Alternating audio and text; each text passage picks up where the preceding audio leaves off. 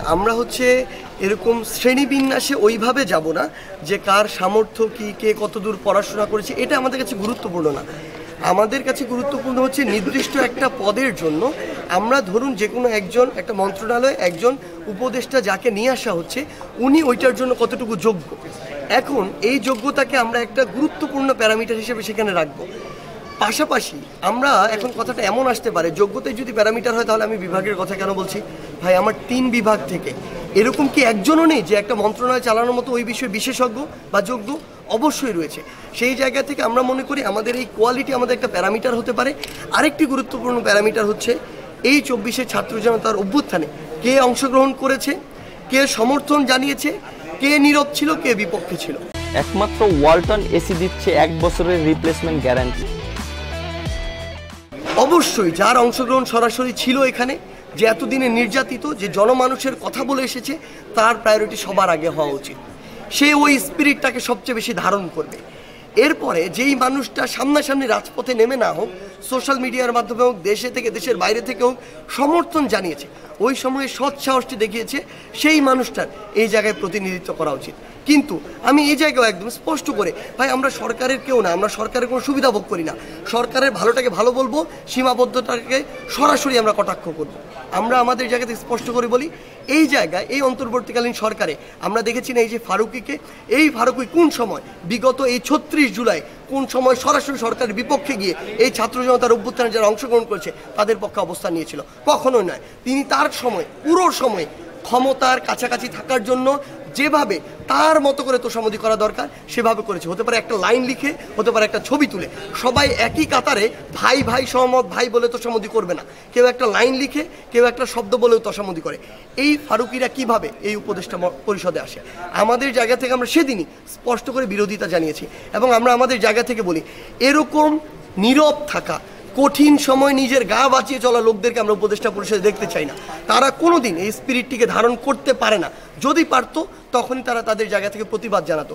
এবং আমরা আমাদের জায়গা থেকে মনে করি যেই মানুষগুলো এই সামগ্রিক অভ্যুত্থানটাকে ধারণ করেছিল, ধারণ করছে এবং স্পিরিটটিকে সামনেও ধারণ করার মতো মানসিকতা রাখে, শুধু তাদেরকে দিয়েই এই অন্তর্বর্তীকালীন সরকার পরিচালনা হওয়া উচিত। যেই ক্ষমতা মানুষকে জনগণ থেকে দূরে সরায়, সেই ক্ষমতা আমরা চাই না।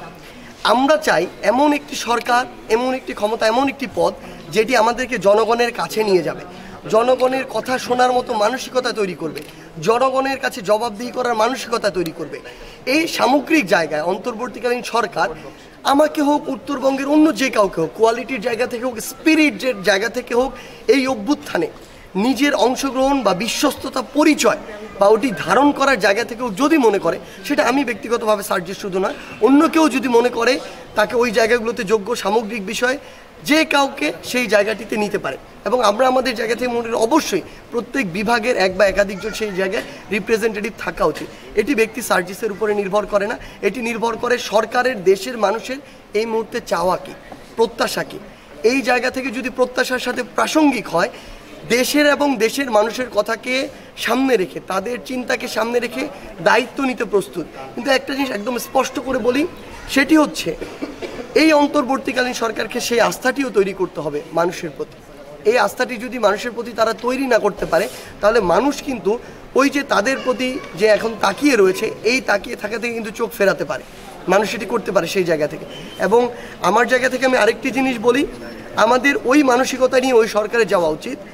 যেদিন সরকারে যাচ্ছে সেদিন থেকে, যেদিন ওই পদ থেকে সরবে, এই পুরো সময় পরে পুরো বাংলাদেশের ইন্টেলিজেন্স থেকে শুরু করে সকলে যদি তাকে নিয়ে এক প্রকার রিসার্চ করে, কোনোদিন খুঁজে বের করতে পারবে না সে মানুষটা 1 টাকা মেরে খেয়েছে। এই মানসিকতা যার আছে, এই স্পিরিট যে ধারণ করে, সে অন্তর্বর্তীকালীন উপদেষ্টা পদে যেতে পারে। এবং এক্ষেত্রে যদি আমাকে বিভিন্ন ক্যাটাগরিতে মনে করা হয় যে ওই জায়গার জন্য অ্যাপ্রোপ্রিয়েট, তখন এটা ভেবে দেখার বিষয় যে সামগ্রিক এই বিষয়গুলো ঠিক হচ্ছে কিনা, সরকার জনগণের মতো করে কথা বলছে কিনা, ভাবছে কিনা, এগুলো চিন্তা করার বিষয়। সামগ্রিকভাবেই তখন এই সিদ্ধান্তটি নেওয়া যাবে যে আসলে সেই জায়গায় যাওয়া যায়। আক্তার ভাই আমাদের বিশ্ববিদ্যালয়ের বড় ভাই, তিনি এই ফ্যাসিস্টের বিরুদ্ধে অনেকবার লড়াই সংগ্রামে রক্ত ঝরিয়েছেন। আসলে তার এই অবদান অস্বীকার করার কোনো সুযোগ নেই। তিনি আমাদের পুরো আন্দোলনে, হয়তো তিনি মঞ্চে দাঁড়াননি, এটি সত্য, যেহেতু তার একটি রাজনৈতিক পরিচয় ছিল, তিনি প্রত্যেক দিন আমাদের সাথে ছিল। মঞ্চের সামনে ছিল না, মঞ্চের পিছনে ছিল, কিন্তু ছিল। কখনোই তিনি আমাদেরকে কখনোই ছাড়েননি আমাদের অগ্রজ হিসেবে। এবং আমি তো বলেছি উত্তরবঙ্গের কোনো একজন রিপ্রেজেন্টেটিভ দিতে হবে তার মানে যে ব্যক্তি সার্জিসকে দিতে হবে, কখনোই এমনটি নয়। সেই জায়গায় যদি আক্তার ভাইকে যোগ্য মনে হয় আক্তার ভাই, যদি অন্য কাউকে ওই নির্দিষ্ট একটি মন্ত্রণালয়ের জন্য স্পেশালিস্ট মনে হয় এবং মনে হয় যে তিনি ফ্যাসিস্টের সাথে তার সম্পৃক্ততা ছিল না, তিনি সবসময় ফ্যাসিস্টদের বিরুদ্ধে সরব ছিলেন, তার ওই স্পিরিট আছে, পার্সোনালিটি আছে, ইন্টিগ্রিটি অ্যান্ড ডিগনিটি আছে, তাহলে অন্য যে কেউ যদি হয় ওই যোগ্যতা সম্পন্ন তাকেও নিতে পারে। সমস্যা হচ্ছে এখানে ব্যক্তি সমস্যা না, আমরা ব্যক্তি এজেন্ডা বাস্তবায়ন করতে এখানে আসিনি।